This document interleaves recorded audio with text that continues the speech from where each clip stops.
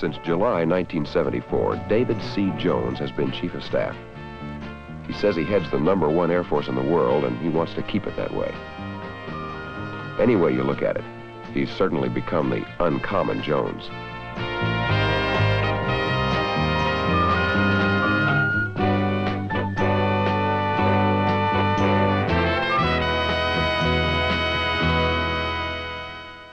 Yours can be traced back to boyhood years in Minot, North Dakota. It was then, ladies and gentlemen, that young Dave Jones spent many hours at the local airport talking to anyone sharing his interest in flying. When World War II came, he left college to join the Air Force as an aviation cadet. He took advanced flying instruction at Pecos, out in the Big Bend country. Thereafter, his assignments included operational and command positions in tactical fighter, bomber, tanker, and training units, as well as staff assignments in the Strategic Air Command and the Air Force Headquarters. I am honored to present to you the Chief of Staff of the United States Air Force, General David C. Jones.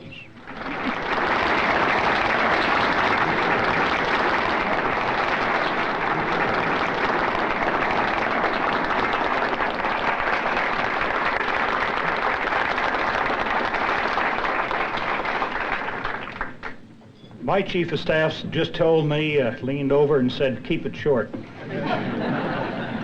Congressman Kazin, thank you for the very fine words. It's a great honor to work with you on the Hill. There's one clear-cut advantage the United States... It takes a lot of work in preparing to go before a public audience. I do not have a speechwriter. I do the work myself. I normally don't use a script. And I find it comes across much better when it's my own thoughts, and be able to sense the audience is much more effective than just stand there and read. We've got fine young people that have all the courage and dedication of their predecessors, those who came before them. Just like to cite a couple of instances. The tragic C-5 accident with the orphans. But if you look at the coolness and the performance of that crew, that very young crew. Here they are climbing through 23,000 feet with 330 people aboard, and all of a sudden, the explosive decompression and the full rear of the airplane blows out. And when it broke, the force of the air going out literally ripped this door, this panel, right across like so. See, and it hung on here. And then this whole panel rotated down about a 90-degree angle. This piece is vertical, and as it rotated, it pushed up, hitting the control cables right up there and the hydraulic line. How much pressure in a door in total pounds? It was about 5 or 6 psi. The essence of it. Okay. Now, what we're doing, of course, is... Well, I always tell everybody I got 4 full-time jobs. One of them is to work with the Congress and other departments of the government. And one of them is to deal with the public, because we need support of the public, and to see that we in the military we don't have fire coming out of our ears, and that we are broad and interested in our country. So there's a great deal. Today, out in the field and visiting Kelly and Lackland and the OTS. Good morning, sir. Officer Committee Bertram, sir. Linda McDonald, the Assistant Deputy Commander. A normal Saturday morning commander's call. He was going to brief you, I'll tell you now. We didn't know who it was going to be until about a half hour ago, and the guys won it and war hooped, and they're all assembled in one room. But there are commander's calls in 4 places here this morning. We'll take you to one of them. Okay. I wouldn't mind sticking my head in all forward just to say hello. Mighty fine. Yes. Quite a few of us here are graduates of the AECP program. This is the program through which we're receiving our commission. I wonder if you could give us the current status on the AECP program, and what are the chances for having the program fully reinstituted? We're working hard to get it reinstituted, but I believe we ought to have a program. We're in the Air Force, we're convinced to give to people in the enlisted ranks an opportunity to become commissioned and to go away to school and then to come to the program here and receive a commission in the Air Force. We've been working on the Hill. I would say we have a good chance of getting it this year, but I wouldn't want to give any guarantees. But I just want you to know we're committed. Yes. Foresee any change in the manpower requirements of the Air Force as a result of détente? Well, not so much détente, but sort of the post-Vietnam situation. Our military services have decreased in size very substantially since the peak in 68 and 69. In fact, the United States and the Soviet Union had about the same number of people under arms in 1968, but when you compare it today, they have almost twice as many as we do. Unless the world situation changes, I would expect that we have pretty well leveled off, give or take a little bit, and this will give us some degree of stability. There is concern on the Hill that we don't have a high enough enlisted to officer ratio, so our officers probably will come down some, but we want to do it in a way for the years ahead, beyond this year, where we don't have to riff. 22nd day? Yes, sir. I run 2 miles every morning, and I find if I'm someplace I can't run in about 2-3 days, I can notice the difference in how I feel and get logy. I'll have a little corn, please. A little bit, just a little corn, a little, and just a few beans.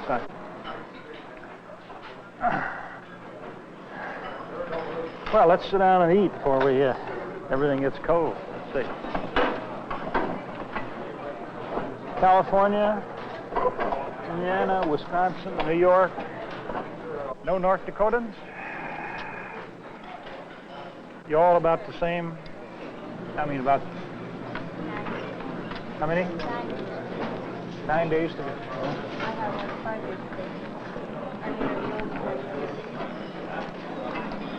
Oldest in time of service at Lockwood, huh? I assume he's looking after you? Giving you what help? I make a point when I go out on trips to visit with our reserve components equally as with our active, because they are part of us and are important to the Air Force and to our country. How you doing, a phase? Aircraft in phase, Mike. How are you? See ya. How are you? Thank you. Don't fall off there while you're saluting. Sergeant, how are you today? Very good. I see you.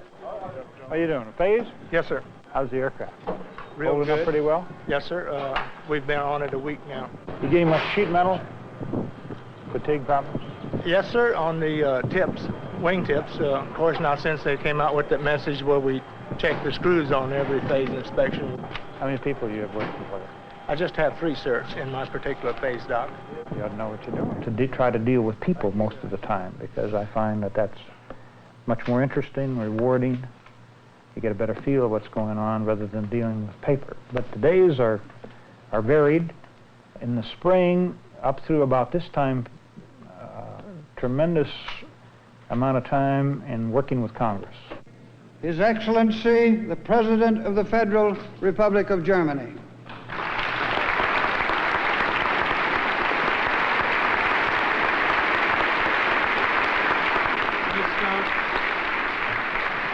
Mr. President, Mr. Speaker, you have invited me to address you. I appreciate this special gesture. I respond by expressing the deep respect which every Democrat owes to this outstanding assembly. The world is fraught with unrest and problems, and I am grateful. And we have far more new members, and they're very inquisitive. They want to learn. They want more information, and therefore it takes a lot of time.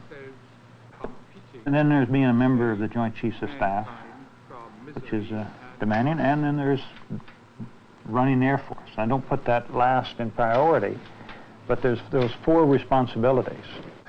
The days will vary tremendously. Joint Chiefs of Staff, we normally meet 3 times a week. I understand that during the Mayaguez situation that you were very involved with the Joint Chiefs of Staff in that situation. Is there anything that you could share with us regarding that? Yes, I had the great responsibility and honor to be the acting chairman of the Joint Chiefs of Staff during the Mayaguez incident, and participated fully in the discussions and the deliberations of the National Security Council with the President and with the meeting of the leaders of Congress as the operation got underway. And it was very reassuring.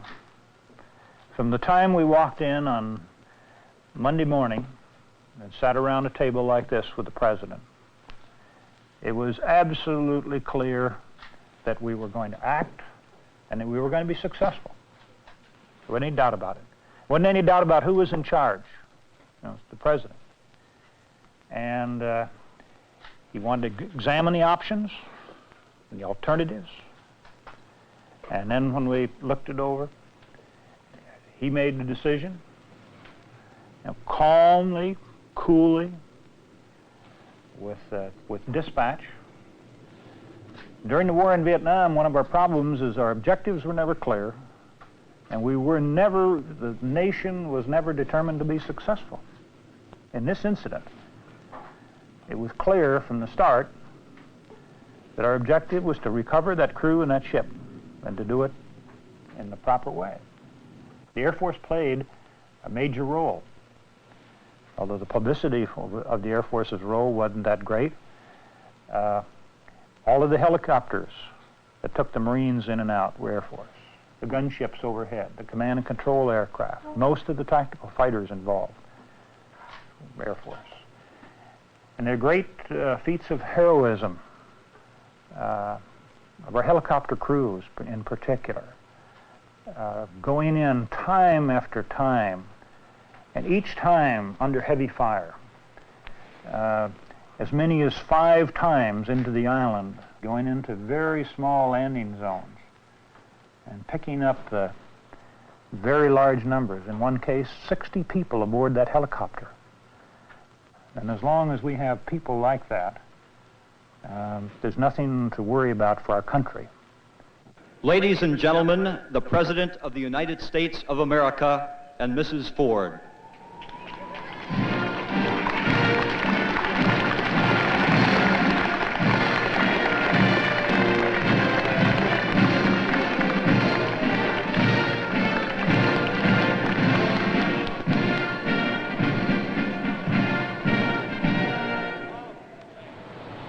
Chief, what did you do in the last few days? Well, returned from San Antonio on Sunday after having visited Kelly and the Officer Training School and the basic military training and the Texas Air National Guard, and making a speech to the Air Force Association Saturday night. Back Sunday, a little time with the family, catch up a little bit on paperwork. Monday, I guess the main event was going to the White House as the acting chairman and participating in the ceremony for the arrival of the President of the Federal Republic of Germany. A busy Monday involved mainly in Air Force business. We did not have a meeting with the Secretary of Defense, so tried to get some Air Force business done. Tuesday, in the morning, over to Capitol Hill to be on the floor of the House when President Shield delivered his speech to the joint session of Congress, and then back in the afternoon to the Pentagon, out to Andrews to meet Air Chief Marshal Humphrey, back to the Pentagon, meet with one of my major air commanders and talk about some of the issues involved in his organization. Dinner at our quarters last night with Air Chief Marshal Humphrey, and then to the office early this morning for a little while, and now en route out to Andrews again to fly down to Norfolk to the Armed Forces Staff College event.